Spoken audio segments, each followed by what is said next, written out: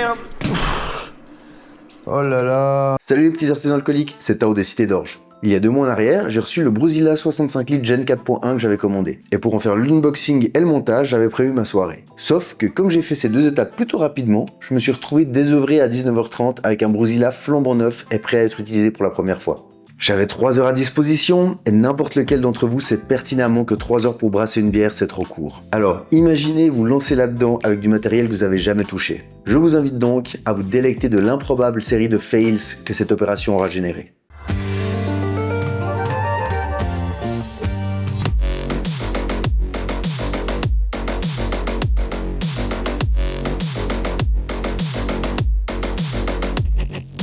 Si vous n'avez pas vu le short de l'unboxing, je vous le mets là. C'est typiquement parce que ça s'est bien passé que ça m'a mis dans un mood optimiste. Grossière erreur. Bon, vu que je vais vous montrer le déroulement de l'entier du brassin, je vais aussi vous partager la recette. Et ça tombe bien, parce que c'est probablement ma meilleure recette à ce jour. C'est celle qui a remporté le concours de bière de la brasserie Galilée d'ailleurs. Vu que vous avez été nombreux à me la demander dans les commentaires, la voici. Je vous mets les quantités pour 20 litres. C'est souvent ce qui se fait quand on est brasseur amateur. Moi je vais brasser sur 50. Pour 20 litres, il nous faut donc 4,5 kg de Extra Pale Premium Pilsner.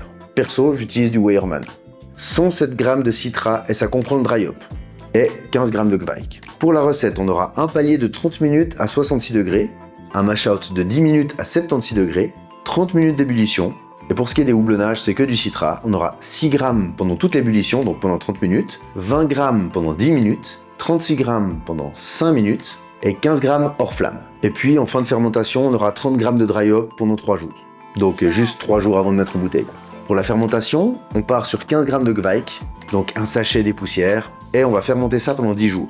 Le temps d'empâtage et d'ébullition peuvent paraître courts, mais j'ai toujours eu un résultat cool en faisant comme ça. La méthode me vient de Brulosophy. Pour ceux qui parlent anglais, c'est d'après moi la meilleure chaîne de brassage au monde. Je n'exagère même pas. Avant qu'on passe en POV, n'hésitez pas à liker la vidéo, ça aide toujours, à la commenter et surtout, rejoignez la chaîne si ça n'est pas encore fait. Et si vous avez déjà tout fait, bah vous êtes un héros des temps modernes, qu'est-ce que vous voulez que je vous dise? Il en faudrait plus des comme vous. Bon allez, on se dépêche, on a que 3 heures pour brasser ça. Donc je passe en voix off pour vous raconter un peu cette course contre la montre, doublée de la découverte des spécificités d'un Bruzilla 65 litres. Ça va pas se passer comme dans mes rêves. Premier fail, en me dépêchant, je lance mon brassage sur Brewphaser sans changer mon profil d'équipement. Pour ceux à qui ça ne dit rien, il s'agit d'une série de paramètres qui aident à définir quelle est la contenance maximale des cuves, le rendement, la quantité d'eau de rinçage qu'il faut ajouter, combien de grains et d'eau maximum on peut mettre dans l'empâtage, etc. Donc là, c'est resté sur mon Polsinelli 100, mais pour 50 litres de bière. Vous verrez plus tard pourquoi c'était une grosse erreur. Bon, je remplis mon Bruzilla d'eau. Le premier palier est à 66 degrés.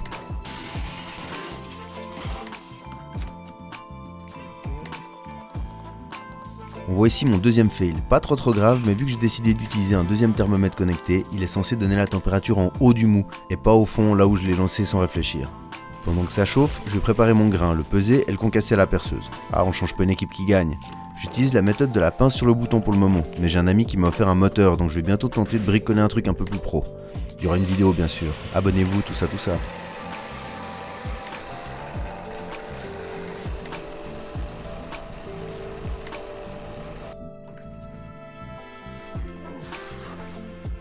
Je passe à la correction de l'eau. Je ne l'ai pas indiqué dans la recette parce que ça dépend de votre eau.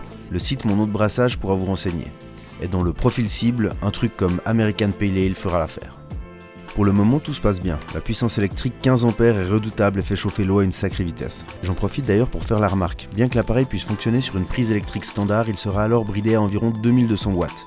Sur une prise 15 A, par contre, il pourra atteindre son plein potentiel d'environ 3300 watts. Il est déjà temps de lancer notre grain dans la cuve. Cette étape se passe sans encombre et je me retrouve assez rapidement à devoir trouver un outil pour essayer de mouiller le grain.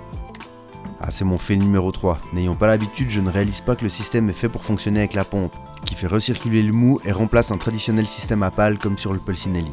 Donc je passe mon temps à touiller comme au Moyen-Âge. Bref, on continue et vu que je me suis lancé dans le projet un peu à l'arrache, je me rends compte que je n'ai pas ce qu'il faut pour chauffer les 25 litres d'eau à 80 degrés, pour le rinçage. Du coup, je tente de chauffer 15 litres dans une casserole, Bref, on commence à voir que c'est un peu décousu toute cette histoire. Je tente de placer le petit couvercle pour tenter de maintenir la chaleur le mieux possible, et il est déjà 20h. Il me reste donc 1h30 pour tout finir. Je crois que je commence à réaliser que ça va pas le faire. Bon, pendant que mon empâtage avance, je corrige mon eau de rinçage, en me disant que je vais utiliser de l'eau chaude du robinet pour compenser ce qu'il manquera. Mais finalement l'idée ne me plaît pas. Du coup, je remplis une cuve Polsinelli que je vais chauffer au gaz. Bah oui, étant donné que je suis déjà limite niveau temps, on va essayer de pas trop en perdre quand il faudra chauffer jusqu'à l'ébullition. Ah, la spatule en plastique est devenue molle comme un spaghetti. Du coup, je passe à la version pour adultes. Par contre, ça devient pas du tout pratique avec le couvercle. Après un petit moment, je me retrouve confronté à un problème que je n'ai jamais eu sur mes Polsinelli et qui est en réalité lié à ma première erreur dans le broufaseur. J'ai probablement trop rempli ma cuve d'empâtage. Du coup, lors de la libération de l'amidon, l'eau devient plus visqueuse, ce qui permet aux bulles de se former et de se maintenir, faisant augmenter le volume total du mou. Et là, c'est le drame. Le mou s'échappe par les trous qui servent à porter le panier filtrant. Donc en gros, du grain passe dans la partie qui n'est pas censée en contenir, y compris dans la pompe de recirculation. Et oui, c'est le fail numéro 5. Je n'ai malheureusement pas filmé, mais ça va finir par se boucher au niveau du tube extérieur, rendant la pompe inutilisable. La seule chose qui aura fonctionné pour déboucher le tout, c'est de souffler dans l'extrémité du tube en silicone. Ah, je vous dis ça au cas où ça vous arrive. On le sent là que je suis un peu dégoûté ? Pour compenser la détresse que ce moment a occasionné, je décide de m'ouvrir une bière. Bah oui, pour paraphraser un grand penseur de notre époque, pour faire de la bière, il faut devenir la bière. Pour ceux qui ont la ref, signalez-vous dans les commentaires. Bon, le mash out est terminé, il va falloir gentiment sortir le grain. Du coup, je vais mettre le bras de circulation de côté. Pour ça, je le desserre et merde, j'ai oublié que la pompe tournait encore. Et voilà, la fournée au prenne à ramasser. Bon ben, fait le numéro 6 quoi. Il est temps de remonter le panier, et là je me rends compte que ça va être très compliqué. Le panier pèse facilement 30 kg, et il faut le soulever en étant en équilibre parce que j'ai eu la bonne idée de laisser le Bruzilla sur un chariot de transport. Ah bah quand on est un génie comme moi, bon, de toute manière j'ai pas le choix. Il faudra le soulever, donc je donne tout ce que j'ai, et je bloque la cuve au premier palier. Allez, je redonne un effort surhumain, et j'arrive à la bloquer au deuxième. J'avoue que j'ai été un petit peu optimiste sur ma condition physique. Je commence le rinçage en récupérant de l'eau à gauche et à droite. Bon, l'eau semble ne plus s'écouler, alors je vais tenter de l'aider un petit peu en créant un chemin en brassant un peu dans les drèches. Et voici mon fail numéro 7. La pression de l'eau crée des petits jets qui sortent de la cuve. J'en fous littéralement partout. Bon, j'ai compris, faut pas faire ça près des bords. On saura pour la prochaine fois.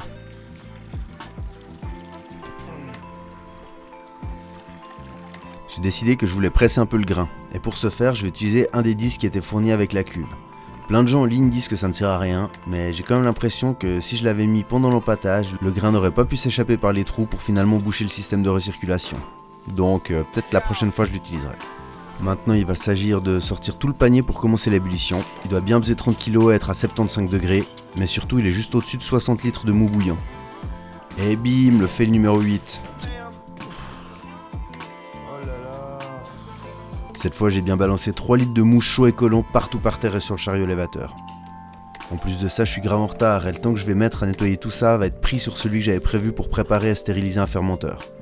Du coup me vient une idée. Et si je faisais comme j'avais vu sur quelques vidéos YouTube et que je balançais mon mou dans un fermenteur sale ? Ah mais attends, pas juste un peu sale, je te parle d'un fermenteur que j'ai juste mis en bouteille et j'ai tout laissé dedans tel quel depuis une semaine. La levure bien évidemment, mais aussi le dry hop de la bière précédente. Oh bah on va pas faire les choses à moitié hein. Ah, et en parlant de la levure, il s'agit de celle qui a servi à inoculer la citrascopique chez Galilée. En l'occurrence, juste après avoir mis un peu plus de la moitié du paquet dans le fermenteur, Florent nous dit qu'on peut jeter le reste à la poubelle. Bah parce que dans son processus de brassage, il n'utilise que de la levure neuve et fermée hermétiquement. Et ça peut se comprendre, quand on brasse en 5 hectos et que tu vides ça... Mais moi, il m'intéresse ce demi-paquet de Kveik. Du coup, je le scotche à la va-vite et je le lance dans mon coffre de voiture. Je rentre en Suisse, je l'oublie encore 2-3 jours dans le coffre, histoire de bien lui faire profiter des changements de température, puis je brasse une bière avec. Bah la bière que j'ai brassée, c'est celle qu'il y avait il y a une semaine dans le fermenteur que je vais re-remplir. Tout ça pour dire que les levures sèches, c'est increvable, particulièrement la Kveik.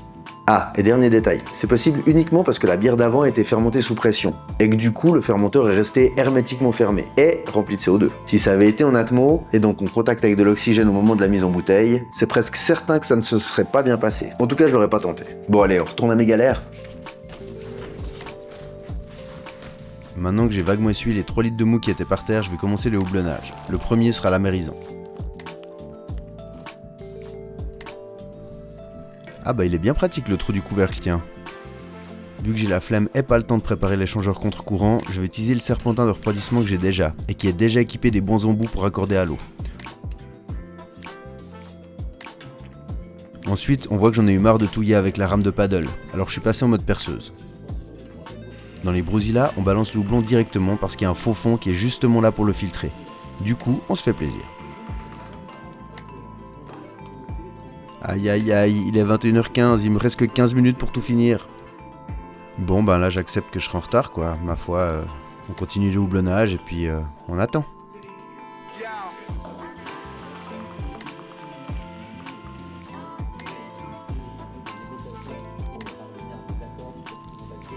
Je prépare maintenant de quoi connecter le serpentin de refroidissement.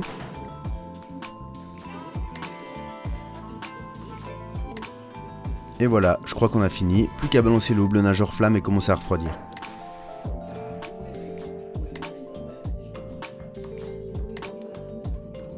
J'en profite pour vite lancer un petit whirlpool à la perceuse. Franchement, sans cet outil, j'essaie même pas de brasser.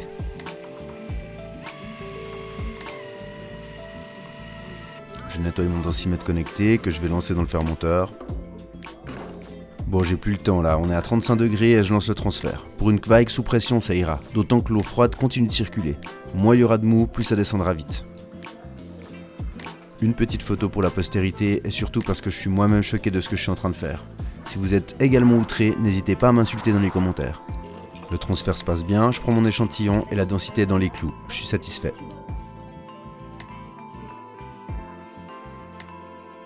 Vu que je suis méga à la bourre, je vais juste régler la pression à 5 PSI et partir en laissant tout en plan, bien sale pour le nettoyage du lendemain. Pour régler ma spanding valve, rien de plus simple, je balance une barre de pression dans le fermenteur et je contrôle que du CO2 s'échappe juste un tout petit peu.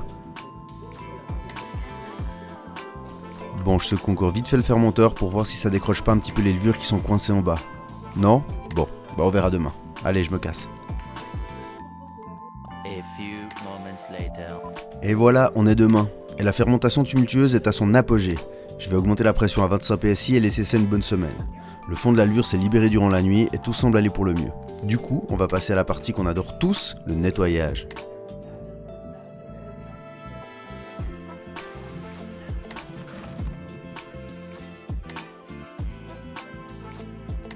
Alors, verdict de cette bière fermentée dans un fermenteur sale.